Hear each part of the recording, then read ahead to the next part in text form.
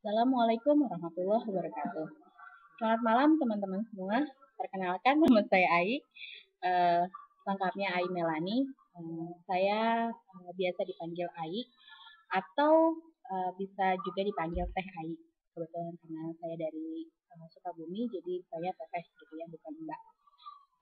Kali ini saya ingin menjelaskan, tentu saja bukan mengenai diri saya sendiri, tapi saya ingin menjelaskan mengenai uh, pengantar ilmu statistik. Kapan dan di mana kita bisa menggunakan statistik? Mengapa perlu statistik? Bagaimana menggunakan statistik? Teknik dan prosedur apa saja yang ada di dalam statistik? Pertanyaan-pertanyaan mendasar tersebut akan bisa kita jawab di perkuliahan statistik kita. Sebelumnya, mari kita berbicara pengertian statistik. Asal katanya berasal dari statia atau catatan administrasi pemerintahan di Amerika.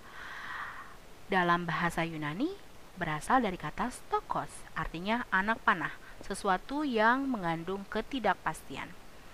Akhirnya pengertian dari statistik itu adalah sama dengan data, atau statistik adalah dugaan dari sebuah parameter atau ukuran dari sampel. Statistik juga merupakan ilmu yang mempelajari cara pengumpulan data, pengolahan data, analisis data, serta penyajian data, sehingga menjadi suatu informasi yang berguna bagi kita untuk mengambil sebuah keputusan. Contoh penggunaan statistik banyak sekali macamnya. Semisal untuk akuntansi, perusahaan akuntan publik seringkali menggunakan prosedur pengambilan sampel untuk memenuhi kaidah-kaidah statistik sehingga ketika melakukan audit terhadap kliennya. Keuangan atau finance, penasihat keuangan menggunakan berbagai jenis informasi statistik termasuk bagaimana melakukan price earning ratio dan hasil dividen untuk membantu dalam memberikan rekomendasi investasi. Contoh lainnya adalah dalam pemasaran atau marketing. Kita bisa melakukan pengambilan sampel masyarakat sebagai calon konsumen untuk mengetahui pendapat masyarakat tentang produk yang akan diluncurkan dengan menggunakan seringkali kaidah statistik.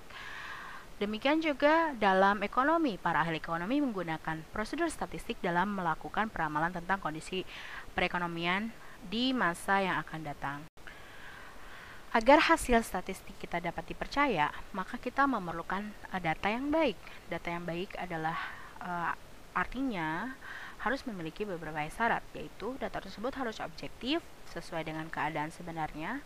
Yang kedua, data tersebut harus bisa mewakili. Yang ketiga, tidak banyak kesalahan baku yang ada pada data tersebut. Yang ketiga, harus juga tepat waktu atau up to date. Yang kelima juga harus relevan, yaitu data sesuai dengan masalah yang mau kita pecahkan seperti itu. Selanjutnya, apa sih sebenarnya yang dimaksud dengan data?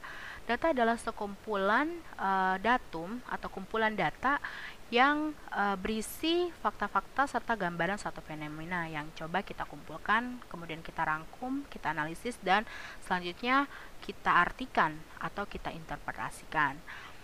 Nah, ada hal lain, variabel. Nah, variabel itu apa? Nah, variabel itu adalah karakteristik data yang menjadi perhatian kita. Ada dua jenis variabel, yaitu variabel discrete dan variabel continue.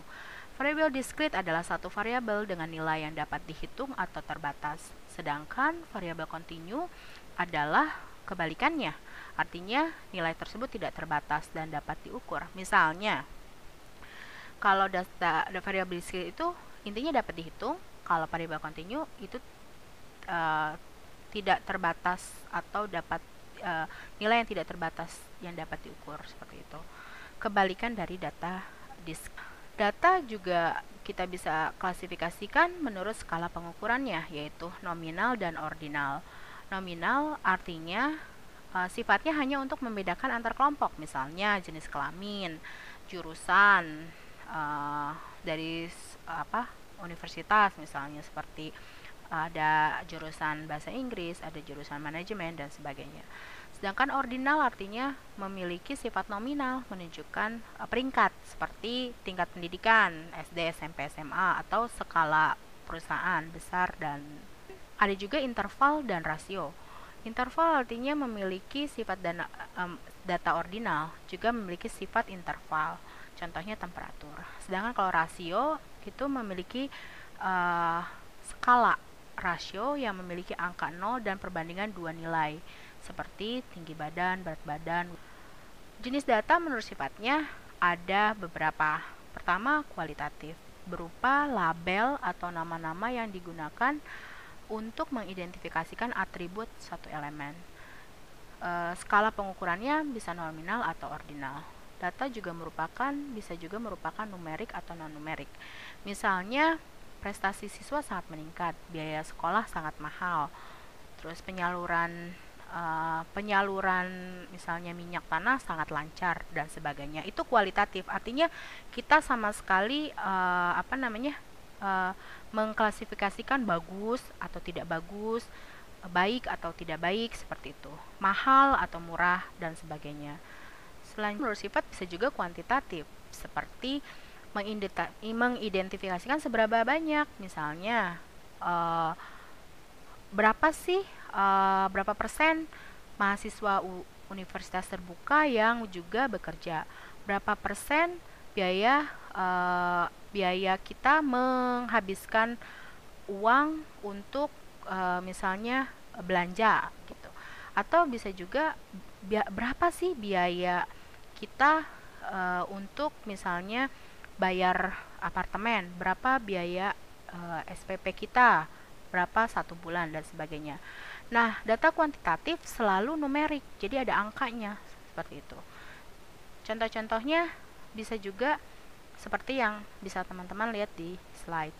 Skala pengukurannya interval dan juga jenis data menurut sumbernya ada beberapa, sumbernya internal atau eksternal.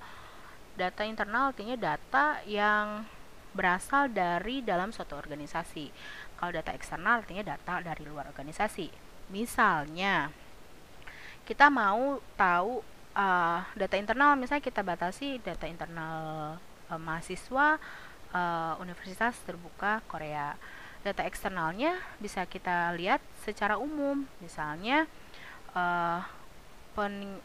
permintaan dari demand untuk masyarakat Indonesia menuntut ilmu, seperti itu. Jadi data di luar dari universitas terbuka itu adalah data eksternal. Jenis data menurut waktu pengumpulannya ada juga beberapa. Cross sectional data, yaitu data yang dikumpulkan pada waktu tertentu dan hampir sama. Ada juga yang kedua adalah time series data, artinya data yang dikumpulkan dalam kurun waktu tertentu, misalnya dari tahun sekian sampai tahun sekian. Cross sectional data dan time series data itu sesuai waktu. Data menurut cara memperolehnya bisa kita klasifikasikan menjadi dua hal. Pertama, data primer dan data sekunder yang kedua.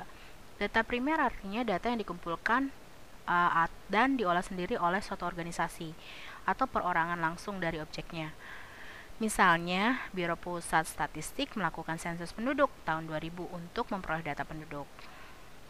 Yang kedua, itu data sekunder, data yang dikumpulkan dan diperoleh dalam bentuk yang sudah jadi dan diolah oleh pihak lain.